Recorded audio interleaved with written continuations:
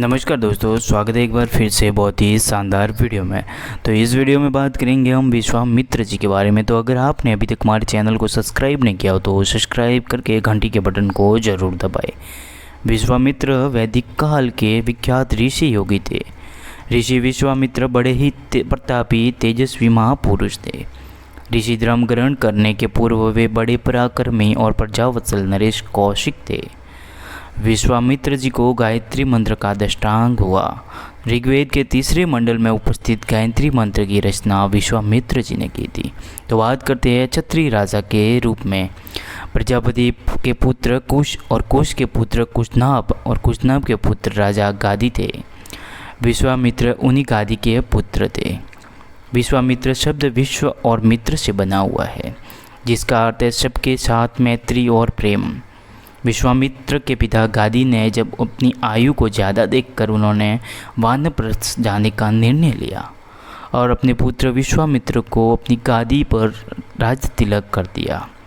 वह खुद वानप्रस्थ तो चले गए। उसके बाद विश्वामित्र ने बहुत ही अच्छे से राजकाज संभाल लिया और उनकी प्रजा भी बहुत खुश थी। एक समय वह अपनी पत्नी के साथ सरक पाशा, एक तरह की शतरंज, खेल रहे थे। उस खेल में अपनी पत्नी की विजय होने पर उनकी पत्नी हंसने लगी, जिसका विश्वामित्र जी को अच्छा नहीं लगा। तो गुस्से के कारण सरकपाशो यानी कि गोटी को तुरंत तोड़ फेंक दिया और वह बाद में राज दरबार में गए और उन्होंने भाट व राज सभा के मंत्रियों द्वारा जय जयकार करने लगे। तो विश्वामित्र जी का यह एक प्रश्न किया कि मेरी जय जयकार किस लिए की जा रही है, जबकि अभी तक मेरे द्वारा कोई भी जय जयकार करने वाला कार्य नहीं हुआ है।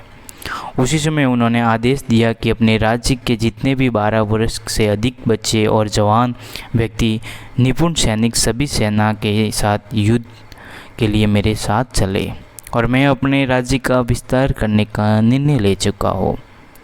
अब सभी 12 वर्ष के बच्चे, जवान व्यक्ति, निपुण सैनिक युद्ध में चले गए। 12 वर्ष तक वह अपने राज्य का विस्तार करते रहे। जिस राजा ने अपना आत्मसमर्पण किया तो ठीक नहीं, तो युद्ध द्वारा जीतकर बहुत से राज्यों के राज्य अपने अधीन कर लिए। फिर वह अपने राज्य की तरफ वापस आते समय वशिष्ठ ऋषि के आश्रम के नज़दीक में सेना सहित शिविर डालकर रुके।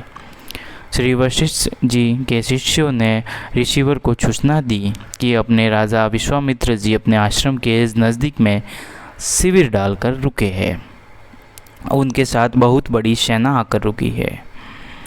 ऋषि ने अपने शिष्यों को आज्ञा दी कि विश्वामित्र जी को अतिथि ग्रहण के लिए बुलाए। विश्वामित्र जी ने निमंत्रण ग्रहण किया और एक दिन राजा विश्वामित्र अपने कुछ सैनिकों को लेकर श्री वशिष्ठ ऋषि के आश्रम में गए। विश्वामित्र जी ने उन्हें प्रणाम करके वहीं बैठ गए। वशिष्ठ जी ने विश्वामित्र जी का यथोचित आदर सत्कार किया। उनसे कुछ दिन आश्रम में ही रहकर आतिथ्य ग्रहण करने का अनुरोध किया। इस पर विचार करके मेरे साथ विशाल सेना और सेना सहित मेरा आतिथ्य करने में वशिष्ठ जी को कष्ट होगा।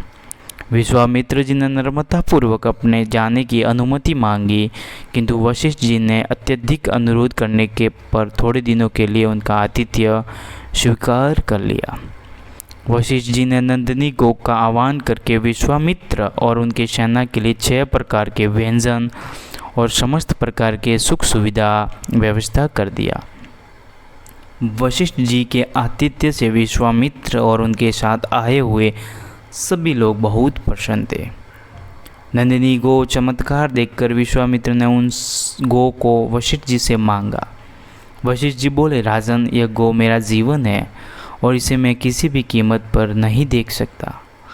वशिष्ठ जी इस प्रकार कहने पर विश्वामित्र ने बलात् उसे गो को पकड़ लेने का आदेश दे दिया। उसके सैनिक उस गो को डंडे से मार मार कर हाँकने लगे। नंदिनी को क्रोधित होकर उन सैनिकों को अपना बंधक छुड़ा लिया और वशिष्ठ जी के पास आकर विलाप करने लगी। वशिष्ठ जी बोले, हे नंदिनी, यह तो राजा मेरा अतिथि है, इसलिए मैं इसे श्राप भी नहीं दे सकता। इसके पास विशाल सेना होने के कारण इसे युद्ध में विजय प्राप्त नहीं कर सकता। मैं स्वयं को विवश अनुभव कर रहा हूँ।